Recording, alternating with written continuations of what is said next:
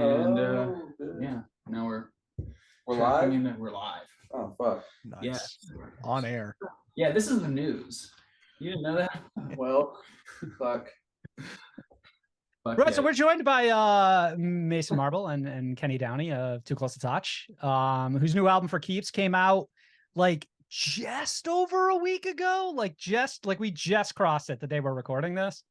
Yeah, a week yesterday. So it came out Friday the 8th, I think. Yeah. So Friday the March. Do you guys get like is it like Friday morning or like today where you would know, and I don't know how much it matters to you, but like charting places and things like that? Like, do you get that almost immediately after a week is up? We probably would have got more information had it not been a Friday and today's a Saturday, but we did. So I know we were, pull my phone out.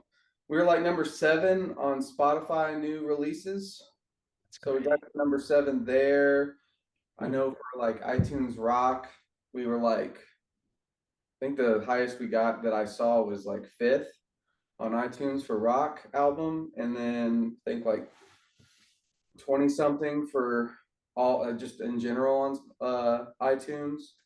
That's all I know right now. I'm sure we'll get like a kind of breakdown on Monday. Is that something like the label sends over to you guys? Like, do they package together like a little bit like, here's how you performed? Typically I have, well, now we both have access to all the like analytics, well, at least for like Spotify, but as far as like Billboard, I mean, I don't even know if people chart on Billboard if you're not like a superstar anymore, but it's certainly not easy. Sure. Yeah. I was on you guys' Spotify today. Is 1 million monthly the average for you guys, or did you just like cross that recently? Last year, this time we were at like 350,000. Okay, yeah. So you saw a significant jump. Obviously, releasing new music helps that, right? That's amazing. I honestly, I was kind of in shock. I was like, yeah, we were kind of dwindling around that 875, and we were kind of talking about it like, do you think we'll actually hit it? Yeah, so I think we've hit like every milestone since this release came out. We've broken every record and hit every milestone we have.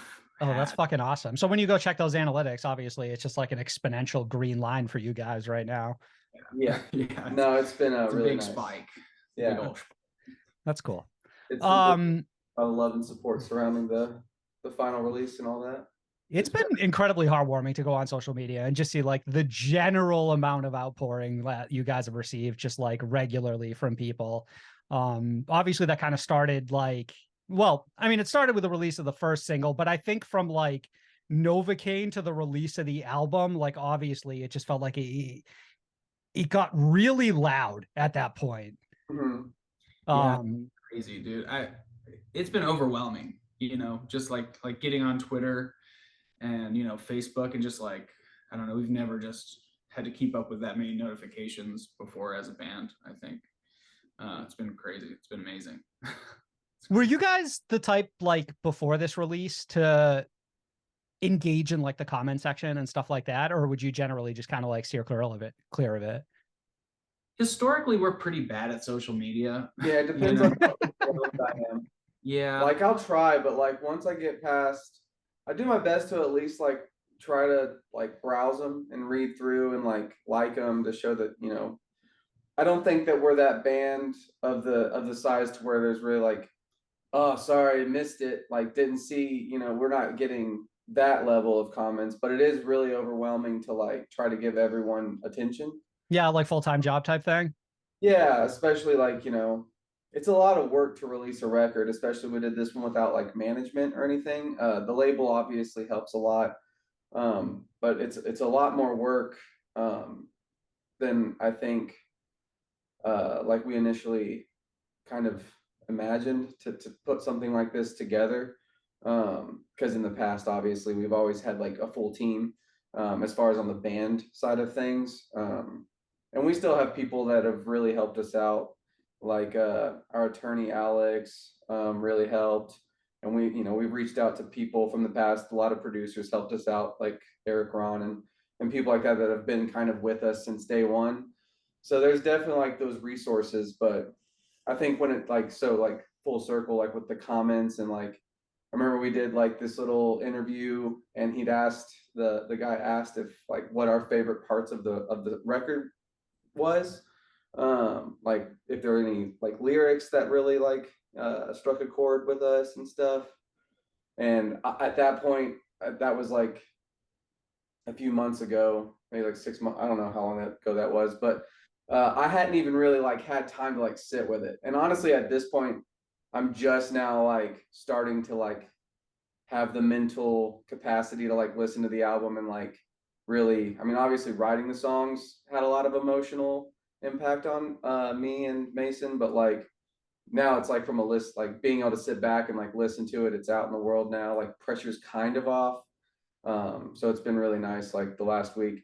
So if I didn't reply to your comment on like Instagram, Mason usually handles like Twitter, I kind of handle Instagram.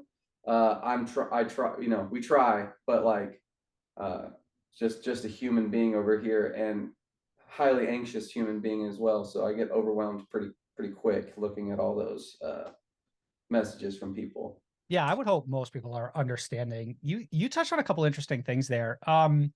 Was Epitaph more or less involved with this release than they were with like prior releases? Like, did you kind of made it sound like you had to lean on them a little bit more than before?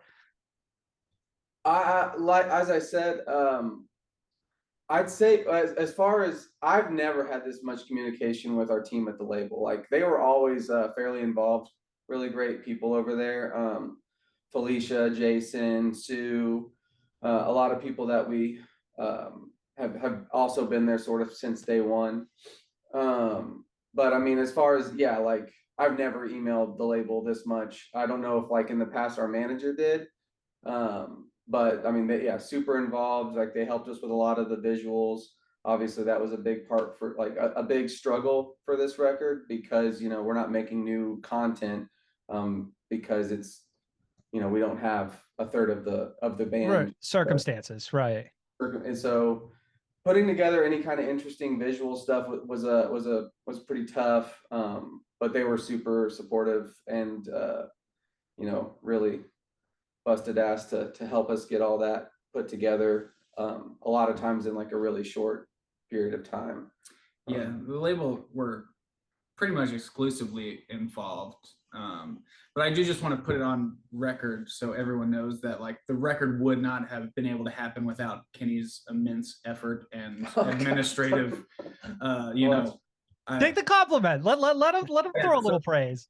If anyone wants to like buy Kenny a beer, he deserves it. Like, because I'm just I don't have that sort of administrative mind, and we have you know, Kenny's just way more like diplomatic and able to like facilitate things. So I've pretty much just been like yes or no to a handful of questions, you know, since the actual making of the music is done. So it's all Kenny's fault. How long has the process been from inception up until release?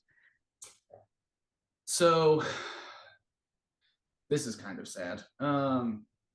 So the weekend before we found out about Keaton, we were prepping a demo to send just to like try and like start writing again. So we were kind of, you know, just kind of itching to make music. Mm-hmm. If you remember that. Yeah. The demo was cool. It was kind of like, kind of sounded like Miss Your Face a little bit, in that sort of like higher energy, fun, rocky vibe. And then the weekend we were going to send it, you know, was the weekend we sort of woke up to those messages. So I think we were at the funeral and kind of, you know, mourning, and we were talking about it. And then I think it was like maybe 3 weeks later, we were just like, this has to happen, right? Like, I think, you know. Yeah, I mean, I don't know if we were at the has to happen point. We just like, we kind of realized, like, we had these songs that we knew about that we would have probably, like, along with that demo, like Novocaine was one of them. We had these 3 songs that we were like, well, we could probably like rework these along with the demo and kind of just like I feel like that would have been like the natural plan, like with Keaton, would to be like kind of revisit that and yeah, just put some stuff together. I think it was a few months, like we brought it up. We were like, we have material, we could do something, because like we just had such an outpouring of, you know, I don't want to keep saying love and support. It's gonna be like it's accurate though. It's accurate.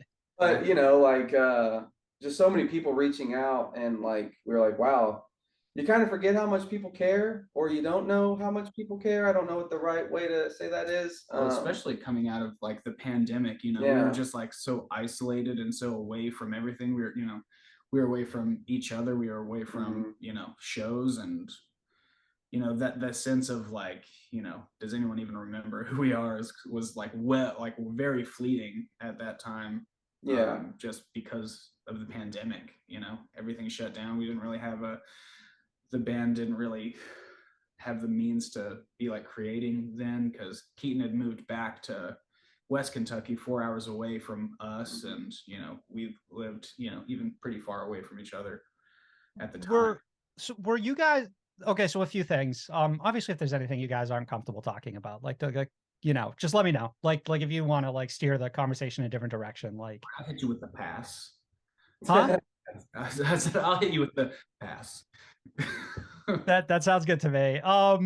So were you guys, I don't know I know a lot of bands like took the pandemic as an opportunity to recharge. Were you guys kind of approaching it that way early on, where it's like the break from music was welcome at the time? I think we were just in survival mode. I was kind of in survival mode. Right. So priorities shifted, you're saying. Yeah. You know, because we were just like, none of us knew, you know, how long it was going to last. Like, you know, bands were touring and struggling, you know, with what were all the like, the regulations, mandates, mandates, and like, you know, live music, you know, the 50% capacities and stuff like that. So we just sort of, you know, figured touring probably was not an option. And yeah, I think we did need some time to like take a breath.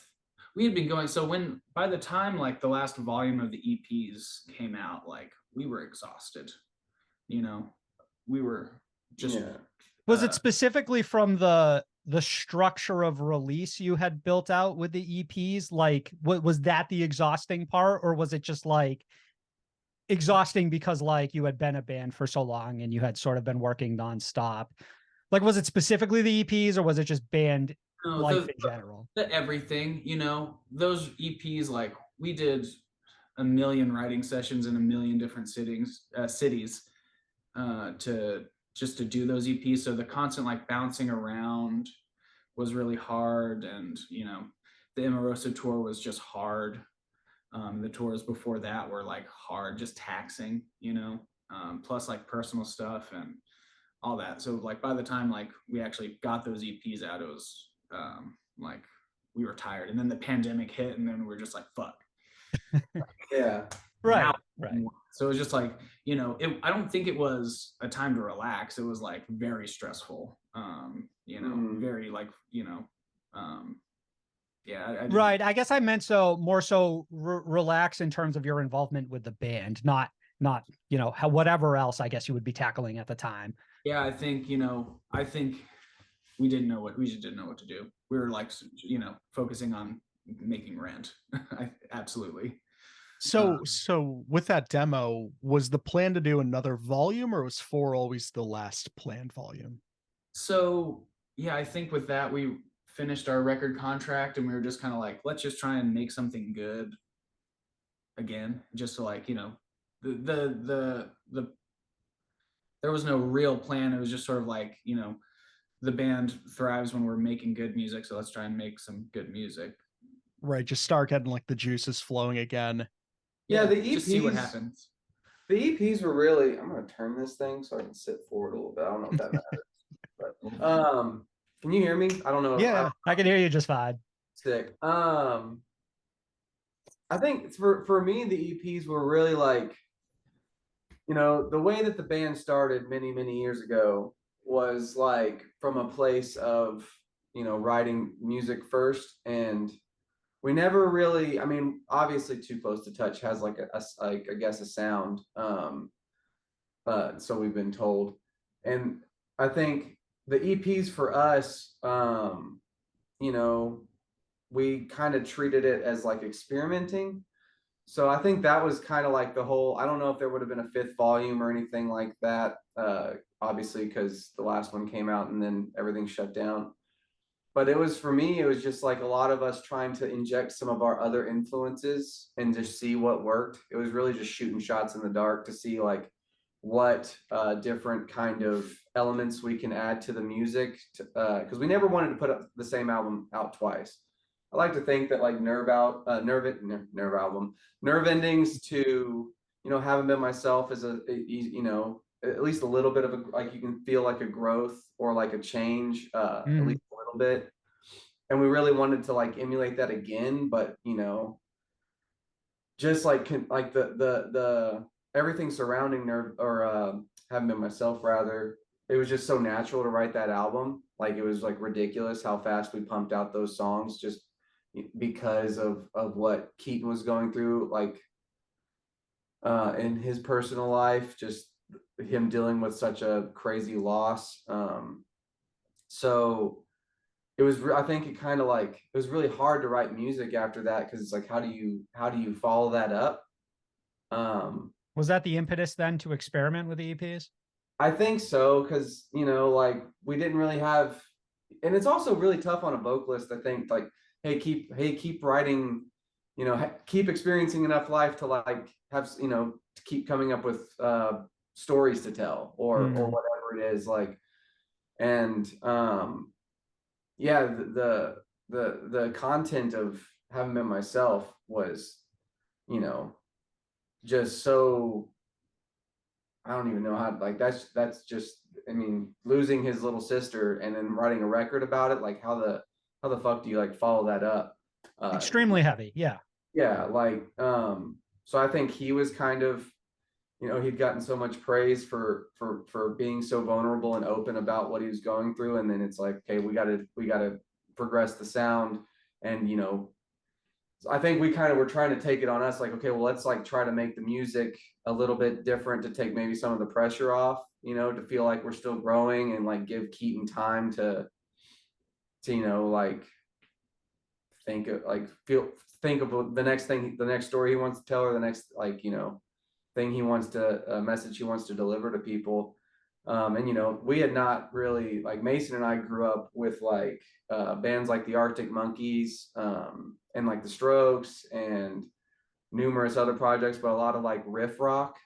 So if you listen to like Comatose or like Pick Me Up, I feel like, or yeah, I feel like those were like where we were kind of starting to catch our stride of how we can like add kind of groovier riff, like instead of just big, you know, big chords and big strumming choruses with like these anthemic kind of feels, like we were kind of trying to find like a new element that we could, you know, infuse into the music. And I think, you know, those are probably the two songs I think we really like started like getting like confident in that new writing style. And then obviously the pandemic hit, and it was just like we had to stop. I think, you know, I think we decided like day one as a band that we just didn't want to be like a one-trick pony.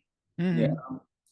And so I feel like, you know, you just have to, you know, you have to push things pretty far to like get out of that, you know, common structure that, like, you know, you can find yourself in. You know, we could write Haven't Been Myself Part 2, and it would be great.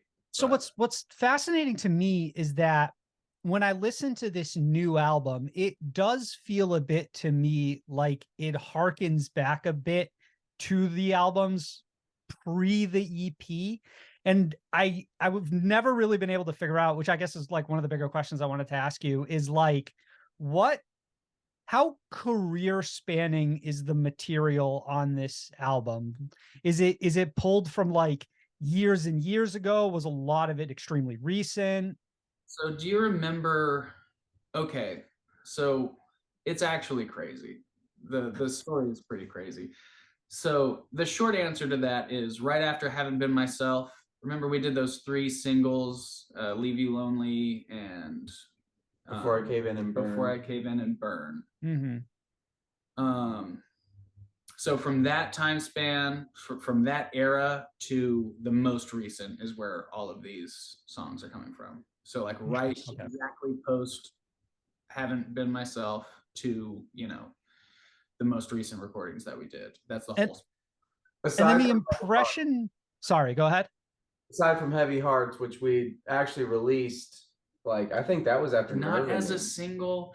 It was only on YouTube. Yeah, we did it. Like, it was like a Valentine's Day. It was a Valentine's. Yeah, and we released it. It's on the music video is adorable and it's on YouTube.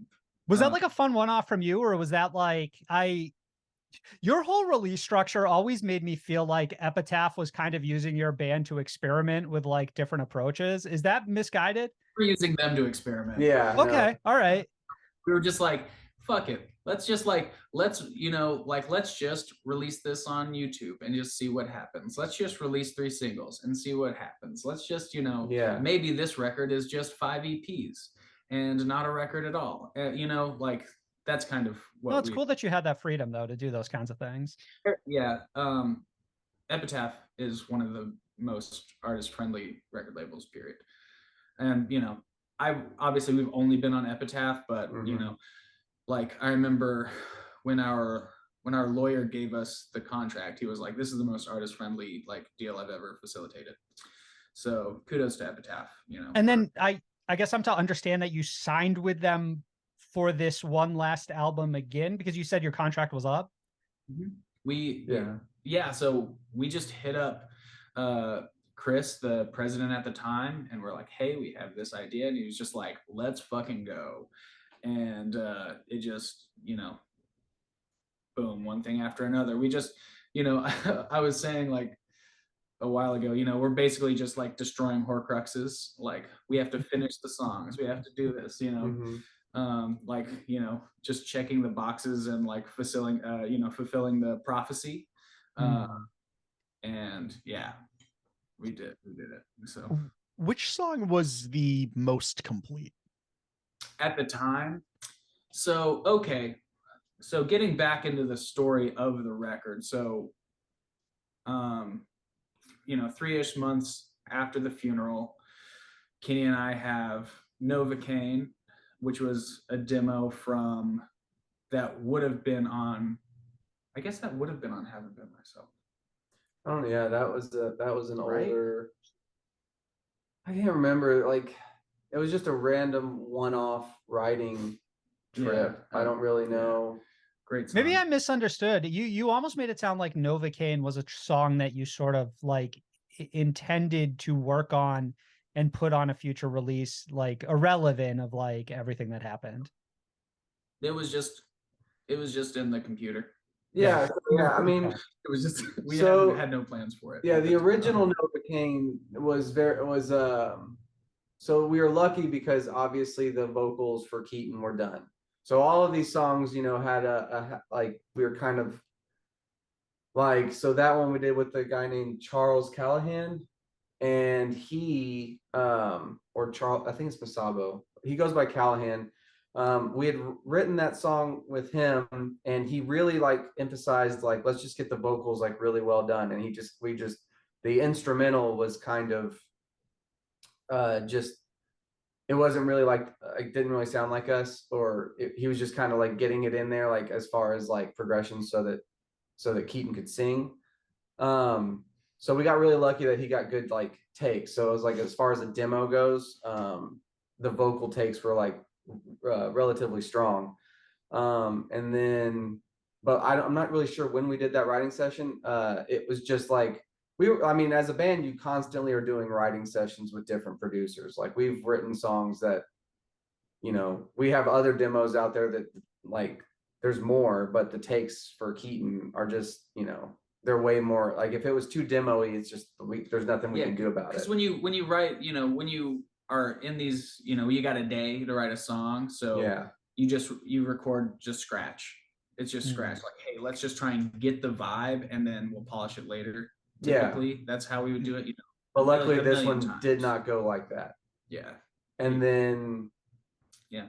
But as far as the most completed things, those would be Control and Disappear. Those two songs were actually our old sound guy TM. His name's Parker.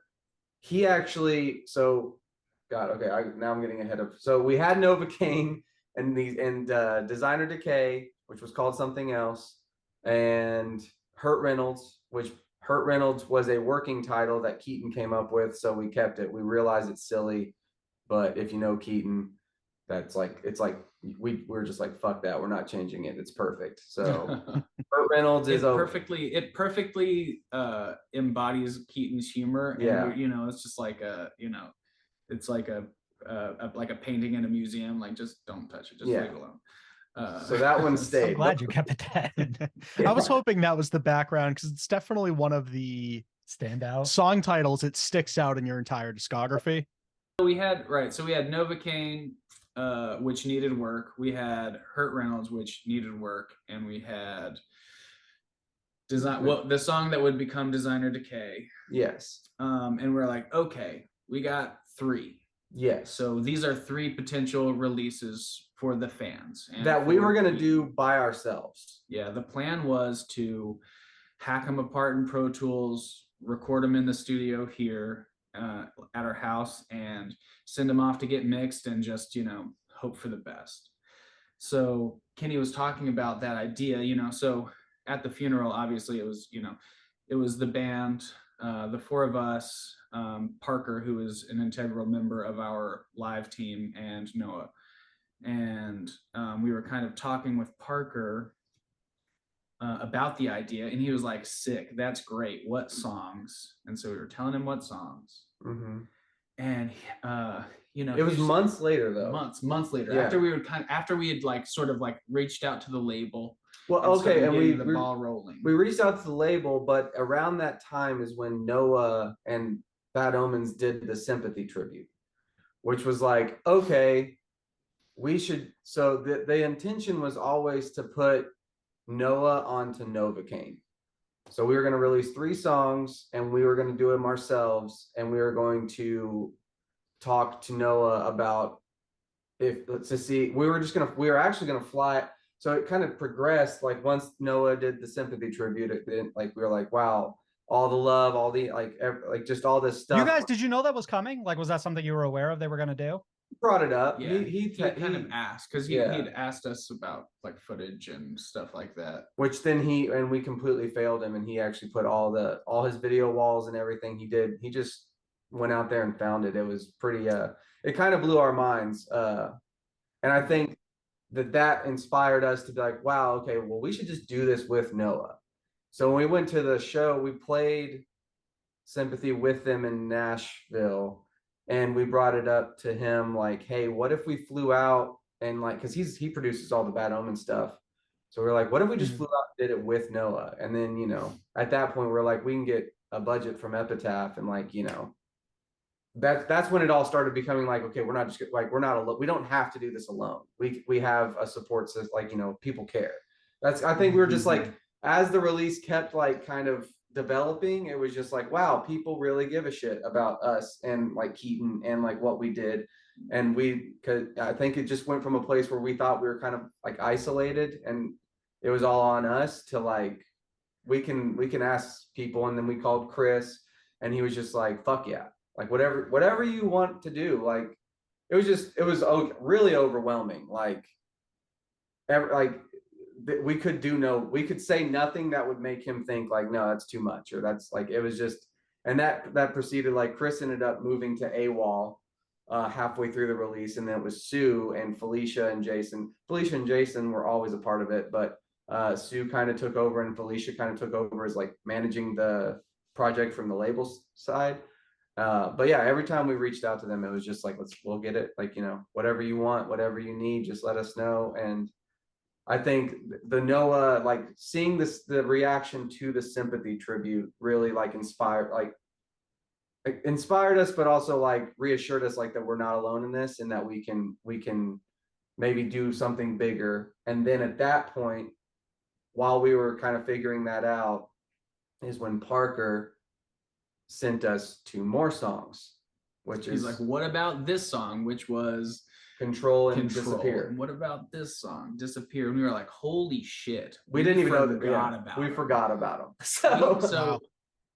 So we heard those and we're like, oh shit, these are bang. And so we hit up Eric.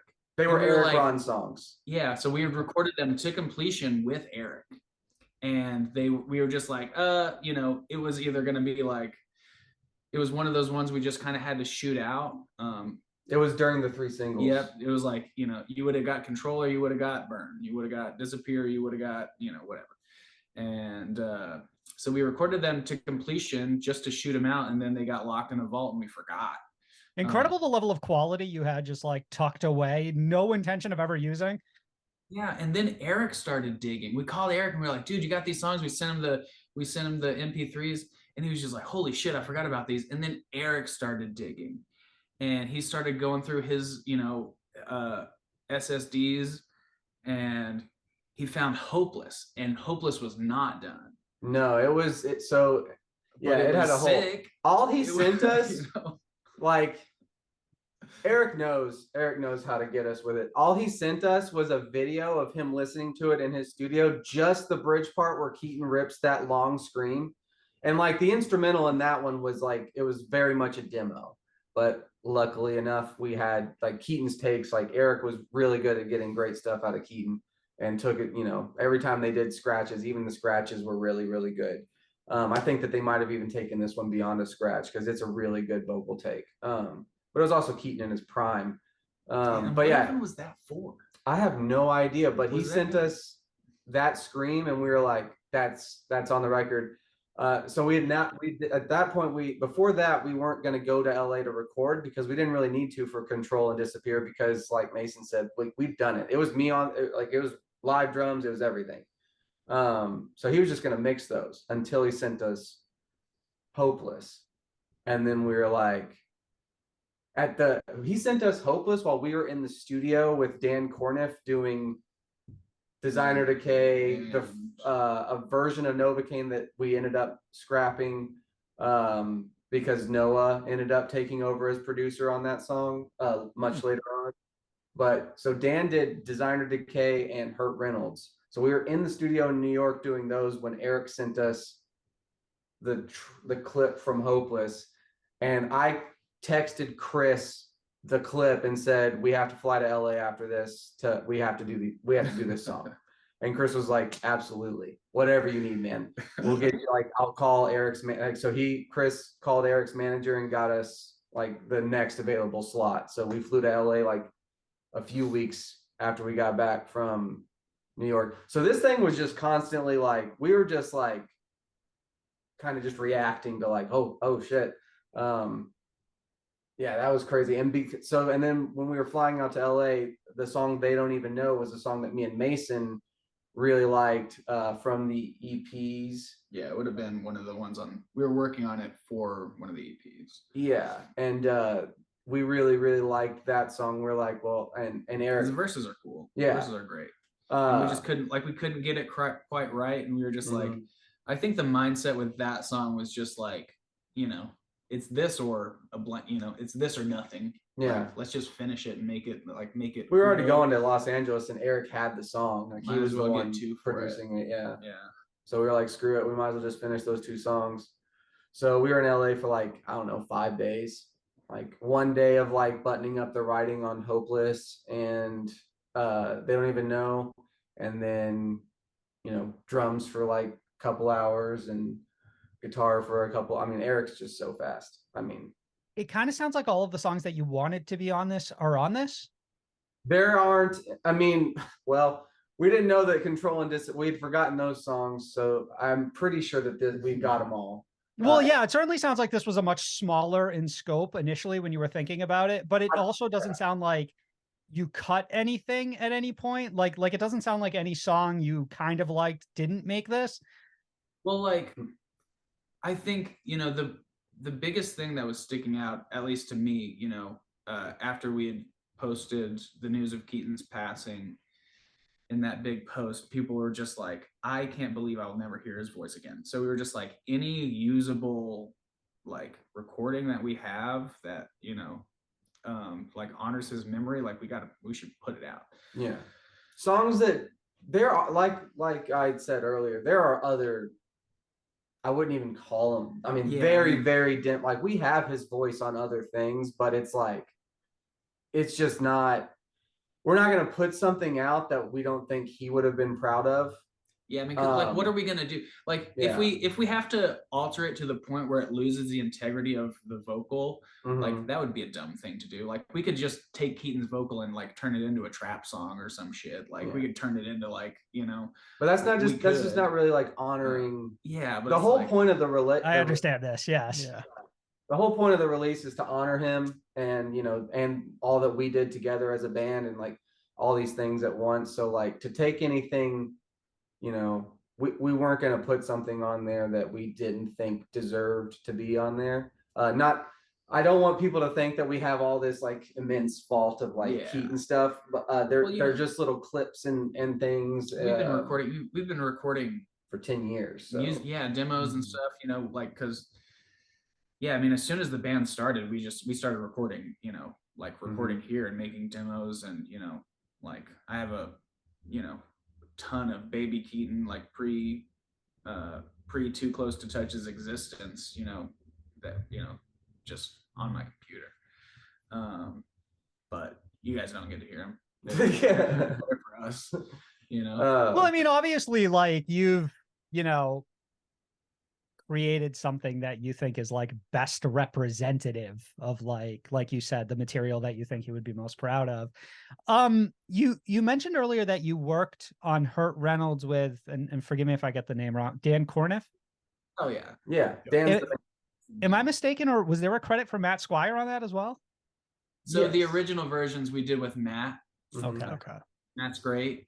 We wrote those songs, we tracked those songs to completion with Matt and Eric.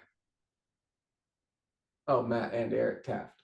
Eric, the other guy that was with Matt. Yeah. Whose name is Eric that I remember. I thought that's who you were talking about. That's true. I thought you were talking. I was trying to finish his sentence and I obviously failed. Nope. Matt, so we had a good time with those guys. We didn't put those songs out for quality reasons, and really it's our fault. We were recording those songs at the end of a really long stretch of just being fucked, and we had we did 2 songs with Matt and DC, and we just didn't release them because what period is this? You're saying this is towards the end of like or during the EPs when you said were a little burned out? Yeah, it was like after a 2-month stint. Yeah. Like we flew straight from Los Angeles to DC, and we'd been in LA for like a month and a half, and we knew we had to go back to LA, so we were just tired. Yeah, man, and we were like sleeping on the floor and shit. And do you remember we were sleeping in the basement in sleeping bags? I think something. Yeah. And so in whose basement? I don't know. The studio was in a house. I think it was Eric's basement. Yeah. The studio was in the garage of this like nice studio though. Honestly, we have no issues with those guys at all. I think those songs didn't get released at the time on our because of us, just because we couldn't. I do love those riffs, the Hurt Reynolds riffs. I love them. And those were in the original. We altered them for the new versions, but we got to meet Dan out of it, and Dan is like one of my favorite people in the music industry. If you guys get a chance to peep his credits, he's a fucking superstar. The name's definitely familiar. Yeah, the name is familiar. Paramore, Pierce the Veil. My Candidate. That's why. You said earlier that you had a demo that you were chewing on and had sent out in like Keaton's direction. It sounds like that isn't on here. It never made it to him. We wrote the song, the instrumental, like a minute 20 of an instrumental that we hashed out in the studio here, but it never made it to him. So that's just, it's not even in my like current files. Got it. Okay. It sounds like Noah was kind of at the beginning of like the inception of a lot of this, but at what point did you bring in like Telly and Elijah? So like we had said, so we knew that Designer Decay needed more. So that was kind of the initial, like, we're gonna have to tear that song apart, figure out which, like, what can be salvaged with instruments and what can be salvaged with like a guest vocalist. So we knew that from the start.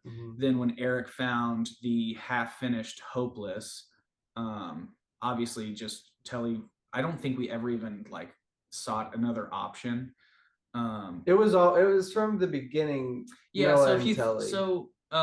it's kind of a beautiful thing, the picking the guest vocalist, because Telly was on our first record, and he heard the stuff, liked it, agreed to be a part of it, and he and Keaton became friends, and he's friends with the band, obviously.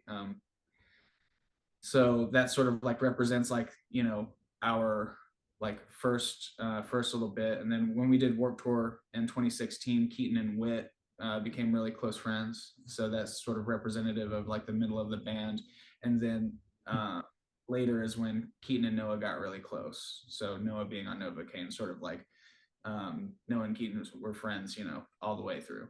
So in a very weird way, it kind of like charts like the like relationships he had over the course of, and the relationships you guys had with them as well. Absolutely. So like at the start of this, I guess I kind of almost get the idea that like you knew who you wanted or thought you had to have on this record. No. Well, we know that we knew that Noah on Novocaine needed to happen. And then obviously it was actually our lawyer Alex who recommended Whit, because he and Keaton were close, and we were like, oh shit, sure. Like, yeah, because so Telly would have actually been on Designer Decay, and that we found Hopeless. But when Eric sent Hopeless, we were like, Telly.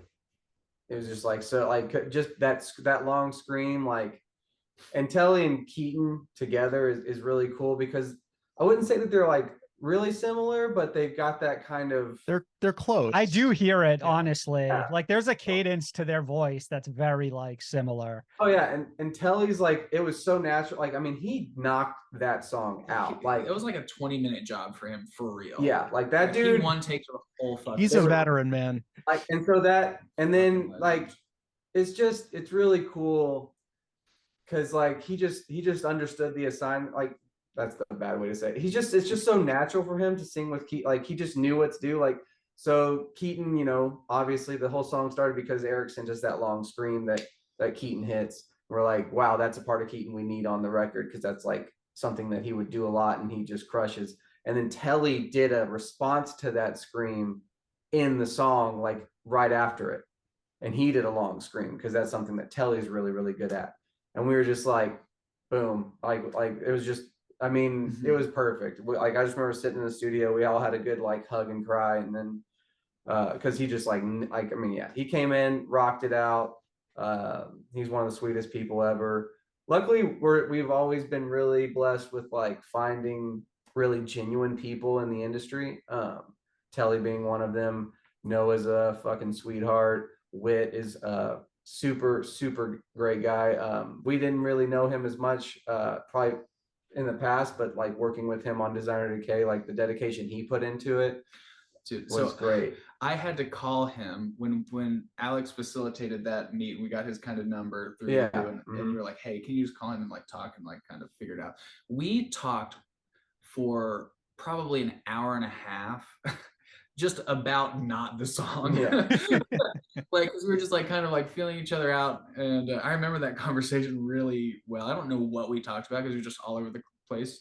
But it was just so funny. I think like an hour and 10 minutes into the conversation, we were just like, so we should probably start talking about like this song, right? I guess in a lot of ways, it kind of really, really shows how good Keaton was at just surrounding himself with great people. I mean, because, you know, these are really his strong relationships. Like him and Noah were like, I'd consider Noah, you know, I think I'd like to say we're friends, like, especially from all this. Like I've talked to Noah more in the last like year and a half than I had before.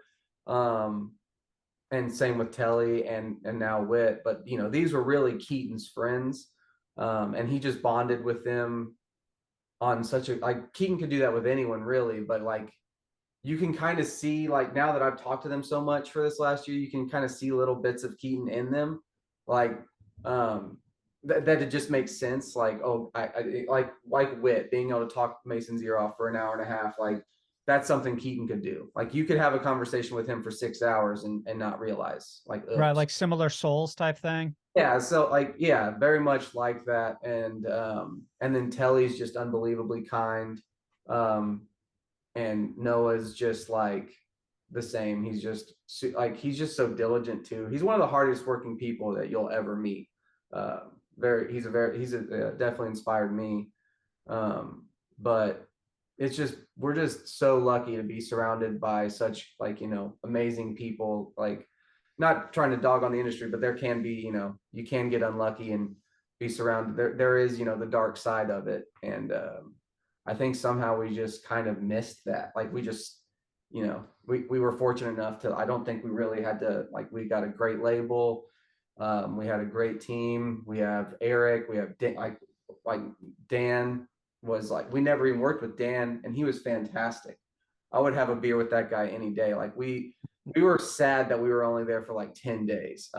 He's just so kind, so nice, so genuine. Eric's the same way. Alex, our lawyer, like he's a lawyer and he's a cool guy. Like we have beers with him when we go ahead. I was gonna say the relationship that you seem to have with your lawyer seems to go like beyond what I would think. We're not even in trouble. Yeah, we're buds with him first. Like, but if you ever were, you're in a great situation. Yeah.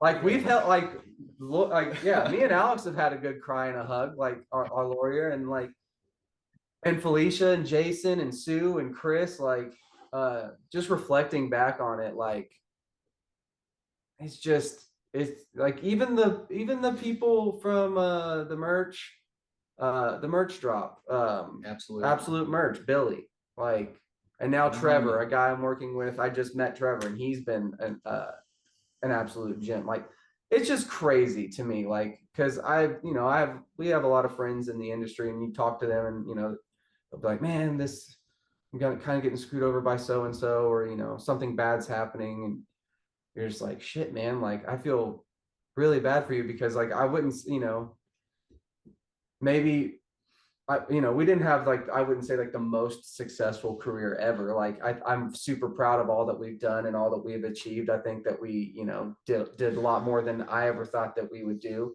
And so I'm not discrediting that in any way, but like, I almost wouldn't trade that for the fact that we never had to work with like a scumbag or someone that, you know, I don't know. It's just crazy. I was knee deep in the not so fun aspects of releasing a record. Still am a little bit, but you know, just what would that be like, some sort of like the business end of it? Yeah, which sucks as an artist, to be, it's cool to see, and I think that, you know, it's super important to involve yourself in it at least a little bit, but to have to facilitate everything and like contracts and like stuff you just don't want to really talk about, like money and or whatever, like where's the money going or things like that, just any kind of negotiation. Like it's hard to do that I think, especially with this release, you know, luckily, and I'm not trying to say that there was a bunch of that behind the scenes. Luckily, it was all pretty much like everyone understood the assignment. Like, this is first and foremost, like, just like a tribute. This isn't for like any sort of financial gain, but you know, there is royalties that go out to the different people that worked on the record. So there is like a level of, you know, splitting that up, and people asking, you know, some people ask for certain amounts and things like that. But luckily there wasn't really a lot of like, especially, I mean, from us, it was just like whatever you want, you know, unless it was like super unreasonable. Because, you know, we're sending royalties to Keaton's family. So, you know, you're not going to steal from them for sure. I'm assuming it was very early on in the process where you approached Keaton's family to discuss this. Oh yeah, I guess we should have. Yeah, we called his mom. Yeah, because we, you know, when you listen to, really it was Novocaine. When you listen to Novocaine, knowing what you know now about like the tragedy that is our friend, like, could you imagine like being his mom and us just dropping that song and her having to hear that, like, you know, maybe as a surprise? So I think it was a lot of us kind of like, you know, we were asking permission, and also kind of like prepping, like wanting to prep her and her family for like, you know, this, like the content, hindsight being 2020, the content is hard to listen to, you know, when you're like experiencing like loss like that. And so we had a long talk with her, and she's fabulous, by the way. Great. She's a very sweet woman. His whole family is really, really nice and kind. Beautiful people. We also call one of his best friends Tanner. Yeah, and shout out to Tanner. Shout out to Tanner. He's the man. He's the man. And Tanner, just like a childhood friend, or in the industry at all? No, just a childhood friend. Yeah. But he's you can tell. He's like the. Anytime you talk to Tanner, you like get a little glimpse of Keaton. They're very much alike. You know, they grew up together, and like they have the same cadences and humor, and like molded each other. Yes. Way different people, but you know. Noah's exact words to him, actually at the funeral, Tanner told me about it. He was like, "You're kind of hard to talk to because it's freaking me out how much you sound like Keaton." You guys had mentioned earlier that it took you a while to actually go back and listen to this. Did you have any like back and forth with Keaton's family about having heard these songs? Nope. No. I didn't talk to him in a little while. We should probably reach out. His mom made a really, really nice post about us on Facebook. Oh, really? I didn't see it. I should send. I screenshotted it. Honestly, I kind of felt bad because, like, as I said, this has been a very stress-fueled experience, just as far as like a lot of unknowns, a lot of new aspects to releasing a record that didn't really know what I was doing most of the time.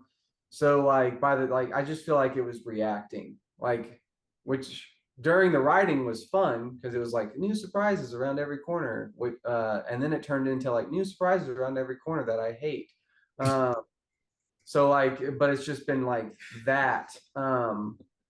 Alternatively, I imagine it's now a big relief now that you've sort of like mostly completed this process.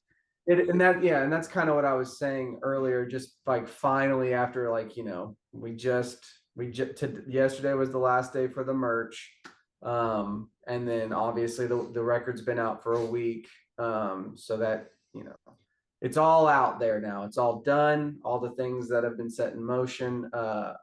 Except for we're still working on stuff. You know what? Honestly, like, fuck it. Hopefully I don't get in trouble. Like, we're going to do a vinyl release first ever. You know what? I mean, fuck it. Thank God, because I'm not lying. I'll fucking I'll release it. Like, the whole label's going to be like, you can't do that. And I'm going to be like, I did. They won't do that.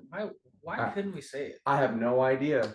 We were all hoping this was coming. That's one of those surprises that I might be about to find out about, is like, you're not allowed to do that stuff before. Well, we'll just have them take it down. Maybe we're like, hey, can you guys mute this 30 seconds? You can just bleep it out. Just like I start talking, it's just one long fucking bleep. Is that it then in terms of like a release through Too Close to Touch? Like, is this vinyl the last thing you want to do? I mean, yeah, the band, you know, we're definitely not gonna continue on. We made that announcement that this is the end of Too Close to Touch. I don't know. I wouldn't say that we'll never like put out It would something. be fun. It would be fun to do something. Right, like an anniversary release of something. Yeah, like a stuff 10-year like that. myself. Yeah, I don't know how we would do that. Yeah. You know, if anybody has like ideas, like put them in the chat. But like, I don't know how. We don't have plans. There's no plans. But and Kenny needs a break after. Yeah, I'm gonna facilitate the whole fucking thing. From just from like Too Close stuff, obviously. No, yeah. I mean, so I feel like you're kind of dancing around something that's been sitting in the back of my head as well too, which is if you guys are pursuing some other project outside of Too Close to Touch moving forward. I mean, we have a project that we're doing with friends in town, and we've been, I don't know what'll ever become of it. It's first and foremost just it started for fun, just a group of our buddies.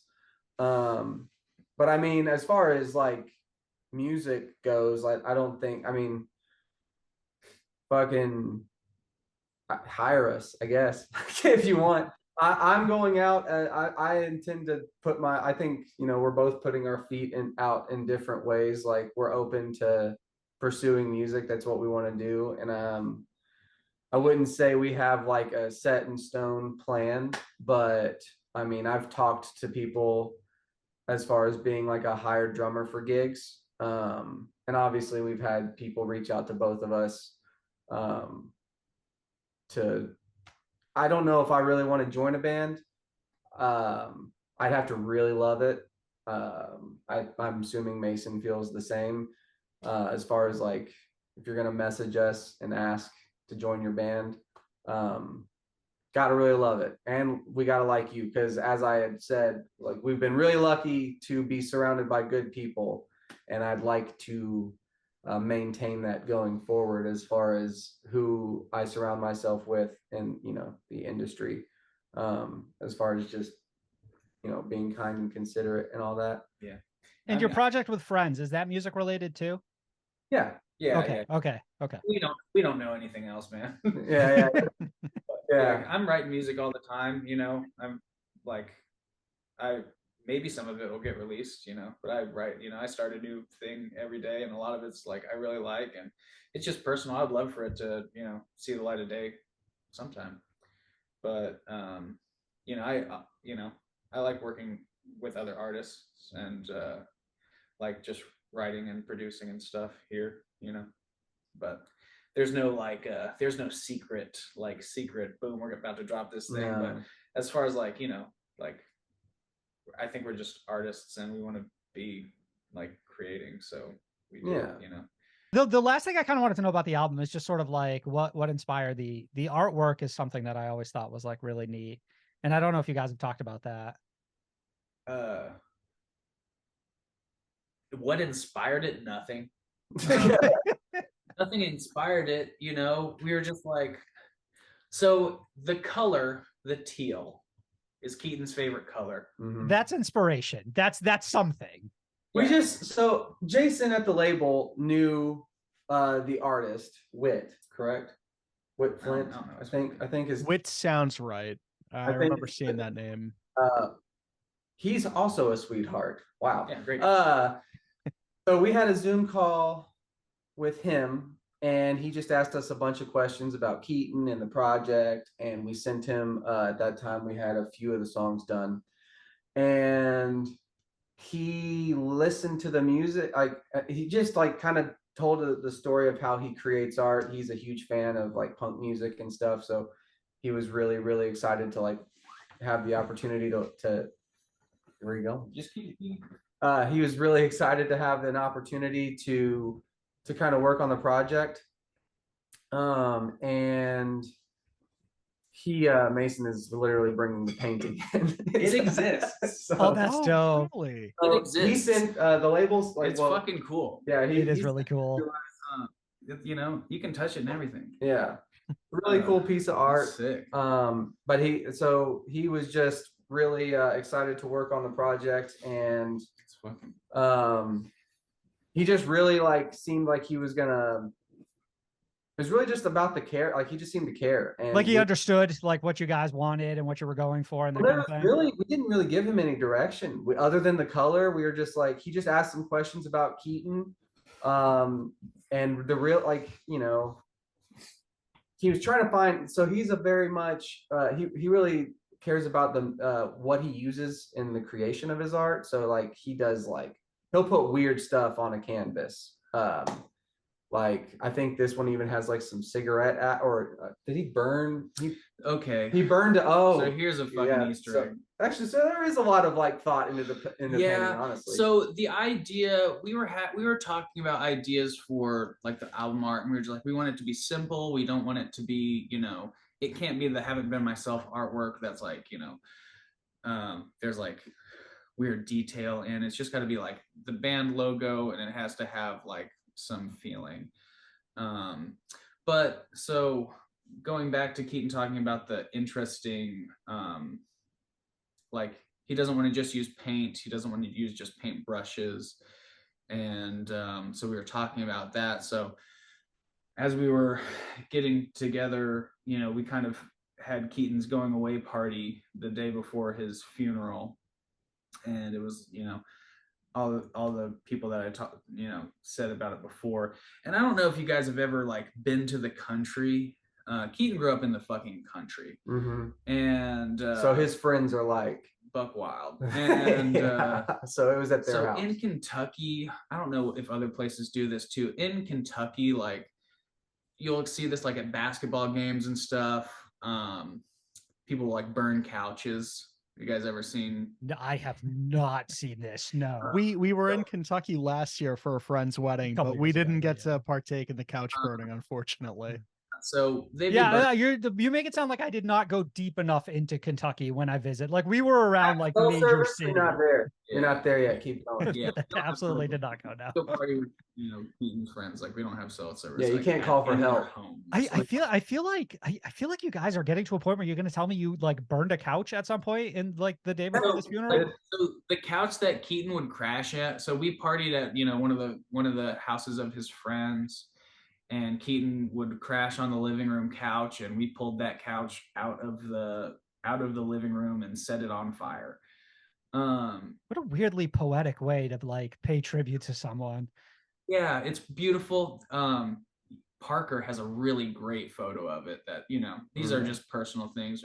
Yeah, I don't want to get too much into it. So we set the couch on fire, but in homage to that, the artist in the painting set, you know, a couch cushion on fire, and like that is in some of the pigment of the. Yeah, he like put the app next to the app. That's incredible. Yeah, it's like it's a kind of beautiful thing, you know. It's kind of just for us. Yeah. But in memory of like that night, you know, we all just like really got to hang out and like properly mourn, because like the funeral was hard, you know. So I asked a while ago, and it's still on our Instagram, like I asked people to reply to the story about like their memories of Keaton and like how he touched them. And it's like an ongoing thing. Like I love when people, like we get new things in the inbox all the time, the Instagram inbox replying to that post.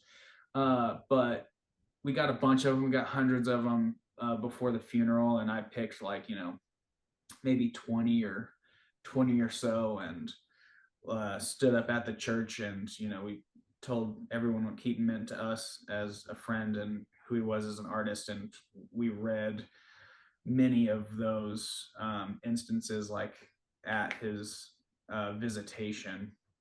Yeah, so that's what that was for.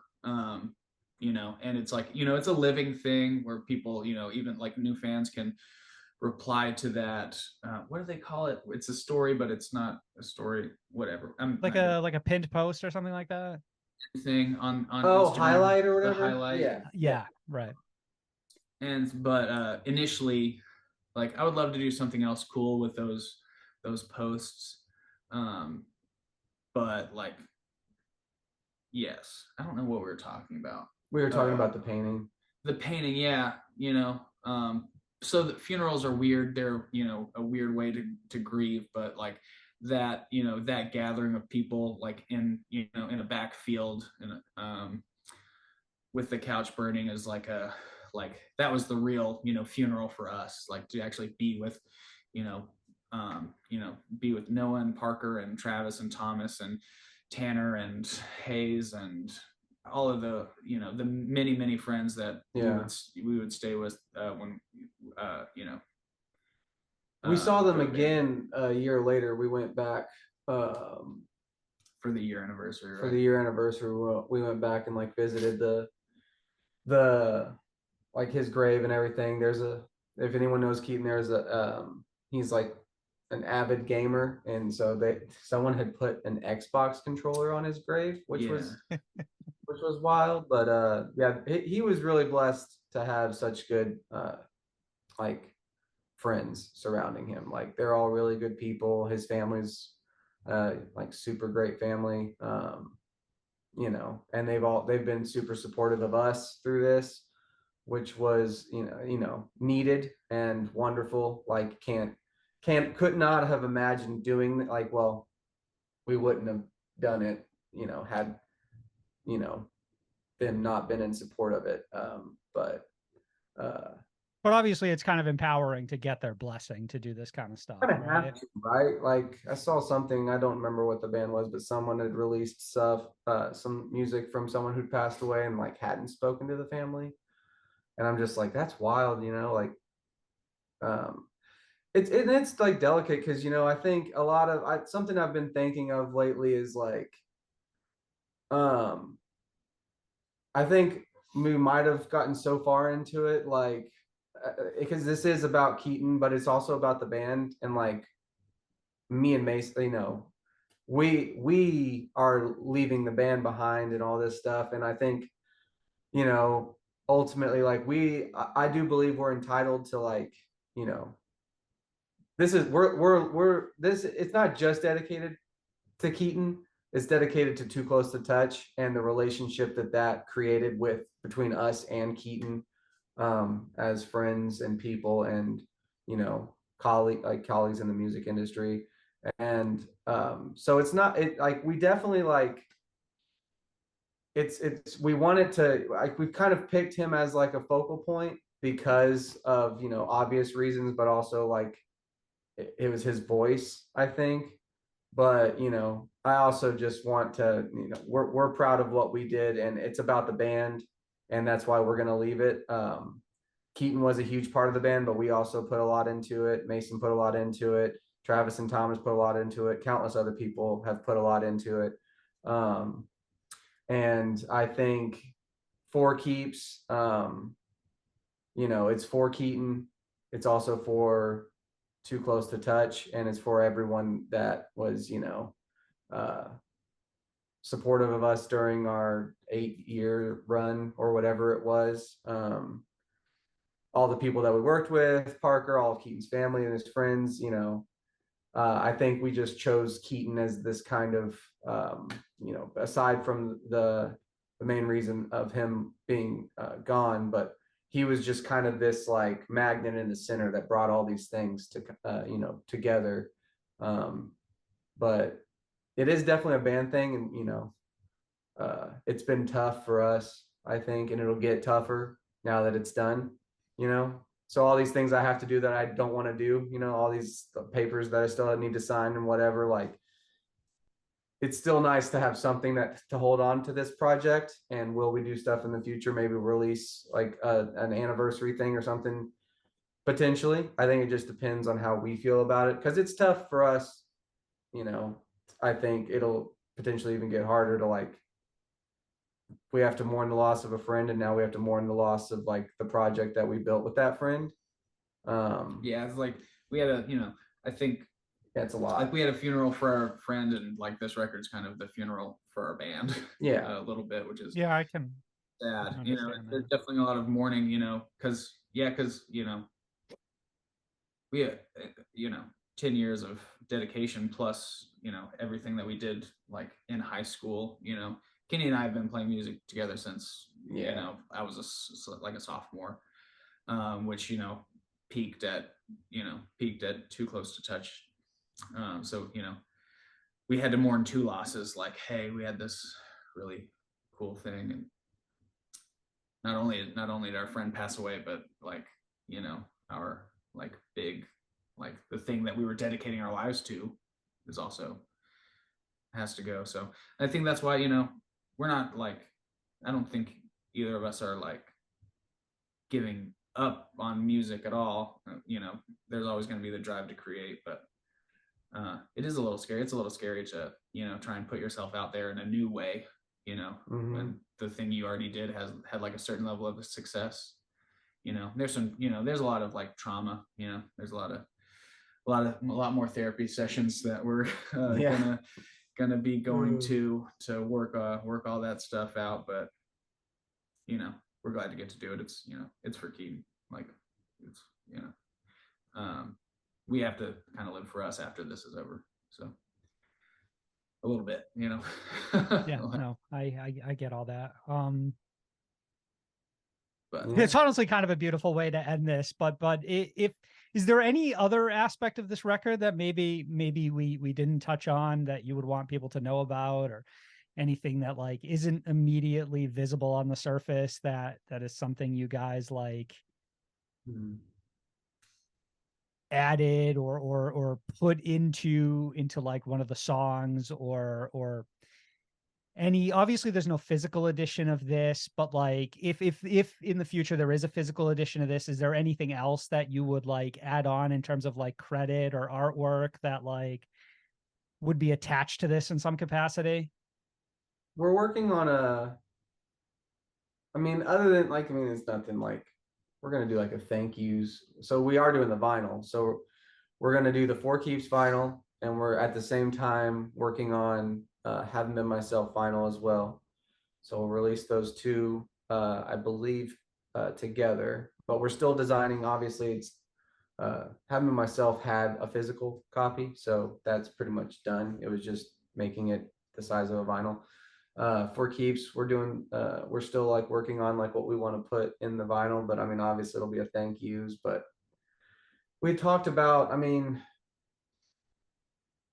I think Hurt Reynolds was like the real big nod to like Keaton's personality that like I don't think everyone, I feel like he was never like, he never didn't show his true self. Like Keaton was never not himself. But you know, if you didn't really get to know him, you didn't know how silly he was, especially when you think of like the context of what was in his lyrics and like person versus artist. Yeah, he was definitely someone. He was a happy, funny. He was like the funniest person you'll ever meet.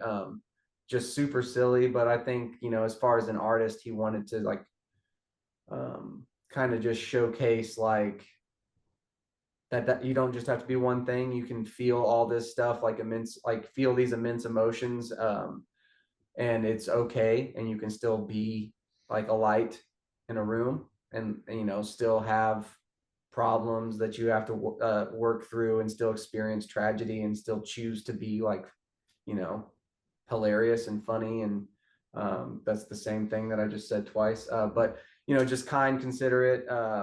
He's just a sweet guy to be around. You know, didn't take life too seriously. It's very, if you think that Keaton's like this kind of like sad, introverted, you know, very to himself, like, you know, individual, like he's not. He's just a guy that likes to play some Xbox and make funny jokes, and he's got so many aliases. So we've thought about getting with his friends and like finding some of his like Xbox names, because it's ridiculous.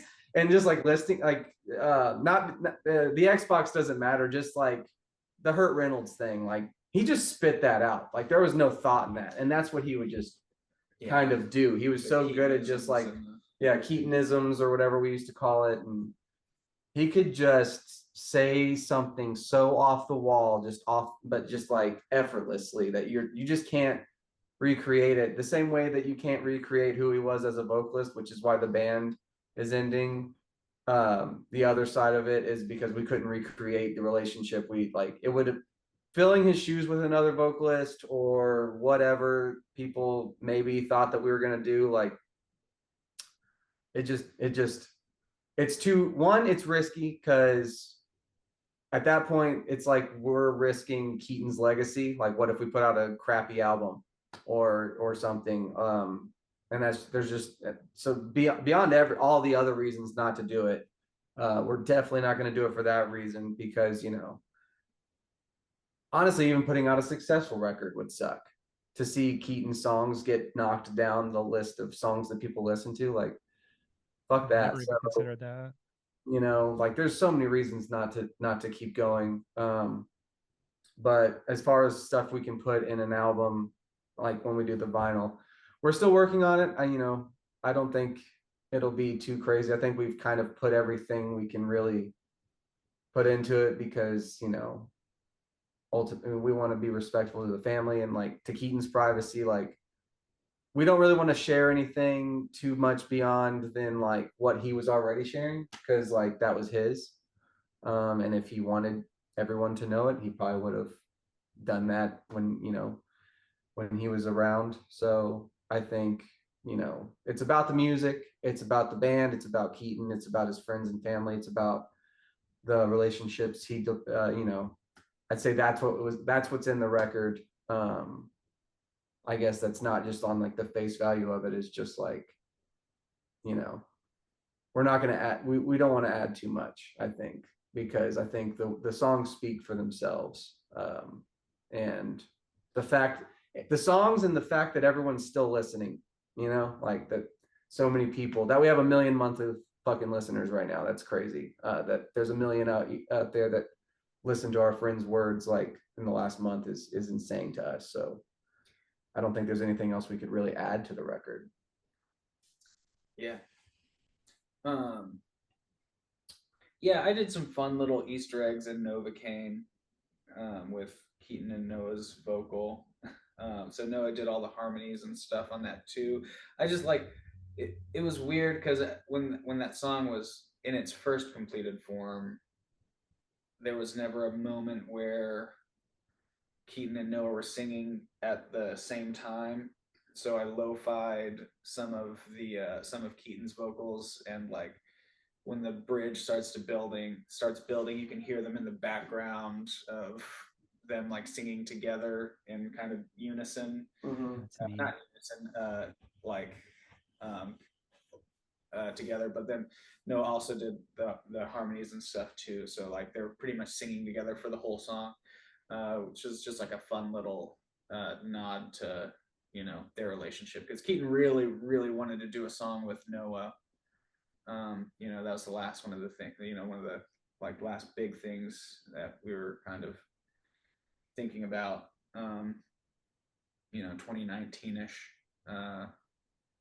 So we got to make that happen, which is really, really fun. So that's, like, you know, that's really the big thing.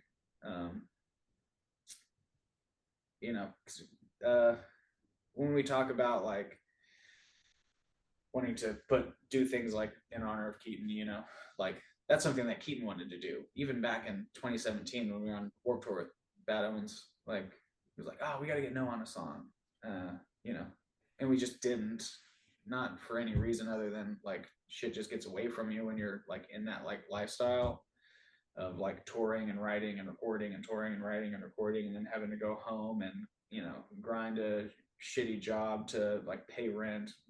You know, I think, you know, the thing that like really kills bands is not like lack of talent, or, you know, maybe sometimes it is, but is, like, rent, like, having to, you know, like, having to grind and be out on the road for 6, 8, 10 weeks and live in a van and you know, like, come home with next to nothing, like, you know, $100 or something, and then, like, have to figure out how you're gonna survive until, like, the next thing. Yeah, you don't come back and can just coast by any means. Yeah. No. If you think that bands make a lot of money, like, it's yeah, it's like those. No, I'm in no way under that impression. I promise. No, I know you guys are, but, like, yeah. to the listeners out there, like if you saw our royalty checks, like what I was talking about earlier, those things we're negotiating over, there really wasn't much negotiation. Everyone was pretty like not greedy, but it's hard to drive, 800 miles and sell 8 t-shirts, like, and you don't make money from online sales. That million monthly listeners will not make us any money, but it's not going to pay our rent, but it's still just a cool thing. Very cool. But like, I don't remember what we were talking about. Yeah, no, I know what you're saying though. It's like, obviously then that gets more complicated as you like start to have families and stuff like that. And then like your priorities shift. And it's like, I think that's why we see a lot of people that we've fallen in love with over the years kind of like drop out of the industry just for, reasons that become obvious. Yeah. But thanks, obviously infinite thanks to everyone who supports music, period, not just our bands, but it's crazy. But I don't know why I tangented on it was out of the Easter egg of Noah and Keaton's like vocals and stuff, but just thinking about like sort of the grind of it all. Shit just gets away from you, It's like you come up with a million ideas, but then like at the end of the day, you're just like in a 15-passenger van, like, fuck, I can't do any of these cool things that I want to do. Right. Is it relieving in some capacity to sort of be able to end the band on your own terms, removed from the circumstances as to why, but to be able to kind of take some control of the situation? Yes. Yeah. We've been saying that, for a long time. I think, like if it ends, like at least it's, it's going to be on our terms. And like, that's sort of like reclaiming control, like outside of, Keaton's tragedy, like, hey, like Keaton's passing did not end the band. We did, like, we did it together. We did it with Keaton. And, we did it with Kenny and, Kenny and Mason and Keaton all together. But yeah, it's really important, the closure is important. And I think that's why we've made it, we sort of went out of our way to like say that in a little mini doc about like, this is our choice. It's not like, we're not gonna like, be a victim to the circumstance. Like, we're going to take this and like turn it into a thing. We're going to take it and turn it into something amazing. And I think we really succeeded. Like, the streams on the songs are amazing and the monthly listeners things is amazing. Like, the feedback alone, right? Everyone seems to be very happy with it. I know we are. The like, just, please, like anyone who's listening, like please send a tweet, send a DM. I love reading them. I can't respond to all of them, but like, it's amazing. We appreciate it. We really do. It's amazing. The fan response is amazing. Like, and a surprise. Oh yeah. And a surprise. Like, we're pretty like, we're the just whole like, thing has been a just surprise. like, holy shit. Like, because like going from like a year ago being like, I remember an unnamed person when we were dealing with one of these hurdles that Kenny had mentioned, had just said, like, nobody knows who you are, so it'll be kind of cool, people will get to hear you from the first time. Like, he just said that like one too many times, like, nobody knows who you are. Going from that to this like million monthly listeners thing is sort of like a hell yeah. Mm-hmm. Like, people know who we are.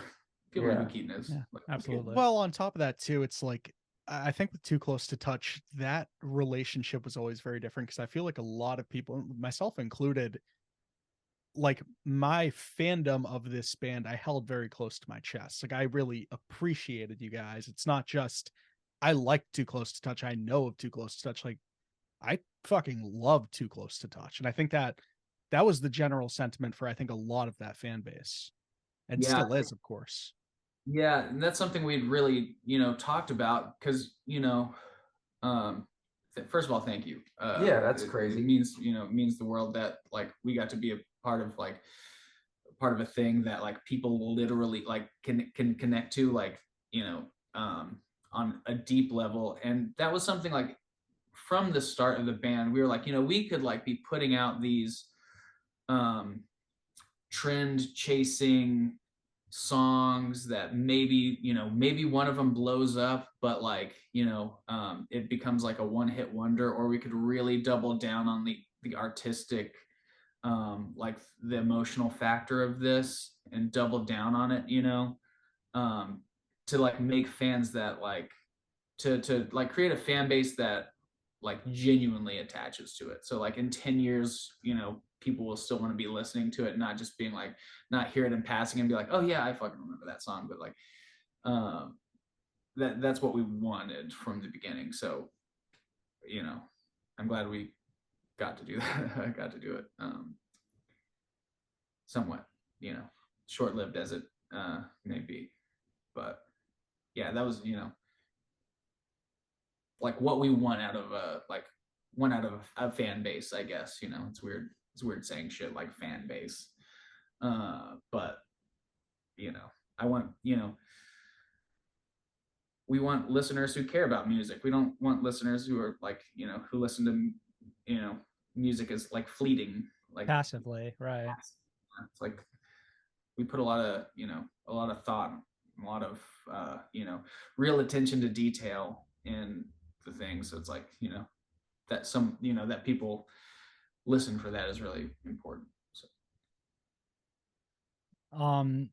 So like you said, people can, you know, obviously share memories on Too Close's Instagram and Twitter page. Is that, you know, is it fair to say that's the best place to keep up with you guys as well?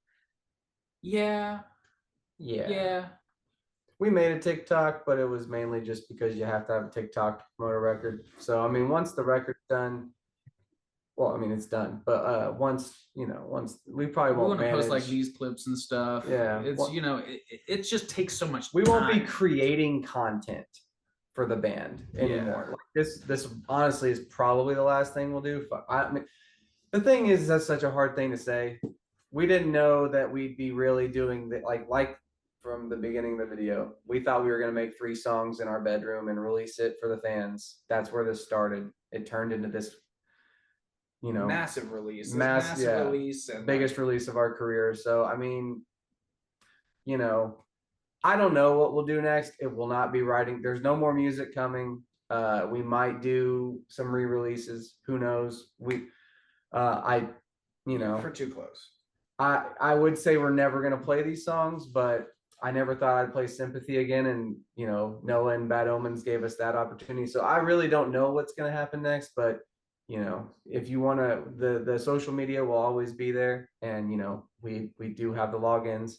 So we will, I'm sure, see anything you guys reach out. But yeah, if you want to reach out, I'd say, you know, Instagram or Twitter would probably be your best bets for us to see it. And, you know, like Mason said, we pretty much see everything within reason, but we're just 2 guys. So we're very, like, you know, we both have jobs, and hopefully we'll be both doing music again here soon.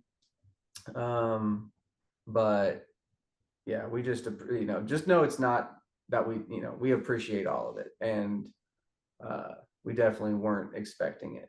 The whole thing has been a very nice surprise to see all the love for the band over the last year and a half has been insane. So honest to God, it's been weirdly reinvigorating for myself as well to like kind of see like I think tragic moments like this, but then sort of like what comes from them and the way the scene can all sort of gather around and like actually be positive about something for a long period of time is, it makes me remember kind of like why I was so excited about the scene when I was younger and like what it is I loved about it so much. And like you said, kind of like the fan base's passion for music and not just the passive interest in it.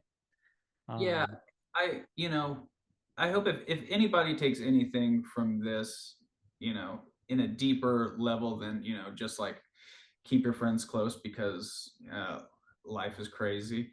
You know, it's that there is some like there's realness in this. Like Keaton was my friend. Like, you know, he slept in my you know, brother's bedroom for an amount of time while we were like trying to figure out like where to live when we started touring and stuff like this. Like a lot of people in the music industry like do it for the lifestyle, but there is some like genuine, like there's genuine emotion that exists, and if like that's what you're looking for, like you can find it in people and art and stuff like that. So yeah, super important. I love that. Like, you know, there's a lot of superficial elements to music, but like, you know, there's a lot of realness too, you know.